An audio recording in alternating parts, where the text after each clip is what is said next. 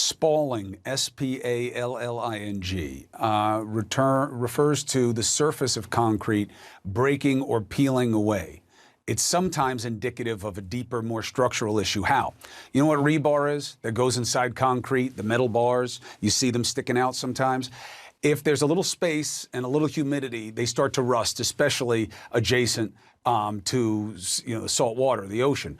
And as that happens, they will expand, and they can actually push concrete and other building materials out as that happens, and you will see cracks. That's a possibility. It's not that unusual in a seaside building to have some degree of corrosion, but for it to collapse on itself, we need more perspective.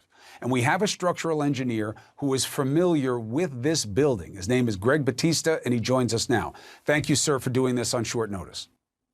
Good evening. So first, what we're hearing, I heard creaking, there was spalling, it's doing its 40-year recertification, and there were repairs needed for some rust and corrosion, some roofing. Is there anything that you've heard that raises concern?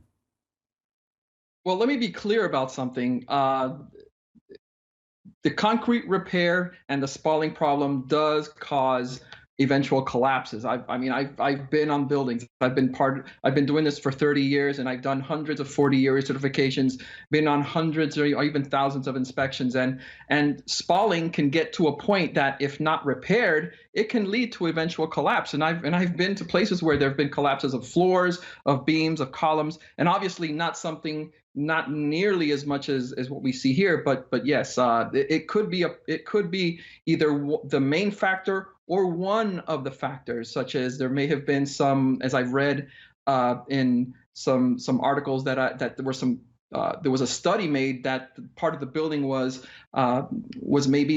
subsiding a little bit. So maybe that or a confluence of those different issues can easily cause this kind of collapse. So is there anything that you see with your trained eyes that we won't catch in the video of how this went down, or what you're hearing about what's happening in the basement, or how it looks to you now? Well, the biggest telltale sign, when I saw this morning, I could have sworn that it began from the top to the bottom, like can happen on a lot of these buildings where you have a lot of balconies that collapse, and it starts sometimes from the top to the bottom. I've seen that happen firsthand.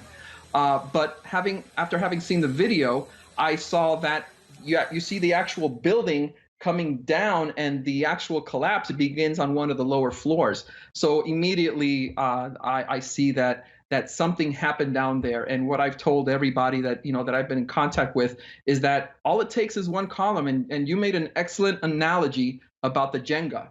That all it takes is one column. Maybe it was a column on the ground floor, maybe it was a column in the garage, where that can fail, whether it's due to settling or due to spalling or a confluence of those.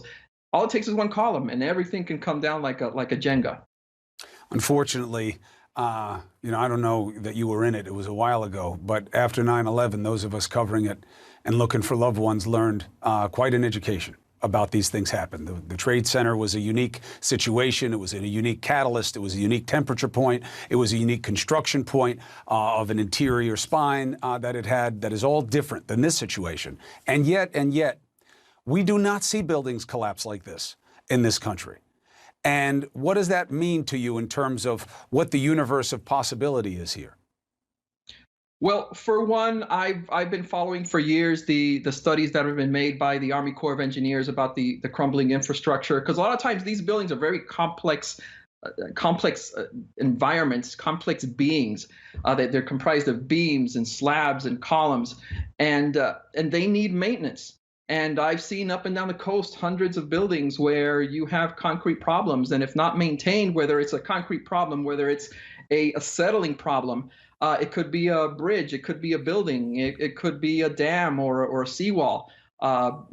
These kind of things happen if not tended to, and I'm glad that the Congress recently passed an infrastructure bill that provides repairs to this crumbling infrastructure, because if money is not provided to repair these things, this is just a taste of what's to come, whether it's bridges or walls or anything. Let's deal with the instant circumstance. Is it correct for us to suggest that there is hope, because even when something pancakes like this, whether it starts at the bottom, when you have layers of compression like this, that there are still voids. There are spaces and arches and areas made where you could have many possible spaces for survival. Yes, it is possible. And if you go back to videos of buildings crumbling in the past, you've seen miracles of babies being pulled out of small voids either the day after, the week after. There's certainly a possibility that this can happen here, but until the rescue workers do their job, and engineers do their job to go in and try to do things safely, then we won't find out the answers for sure. But my heart goes out to those people, the family members, and hopefully that, like the rabbi said, we can pray for a miracle and something happens. Many miracles may be possible in this situation. Greg Batista, thank you for the insight. Obviously, we're going to learn more, and as we do, I'd like to call on you and how what we learn squares with your understanding of how it applies to this building and what it means happened. Thank you, sir. Thank you.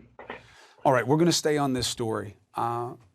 Look, there's something else to think about with this, all right? I really hope that we haven't forgotten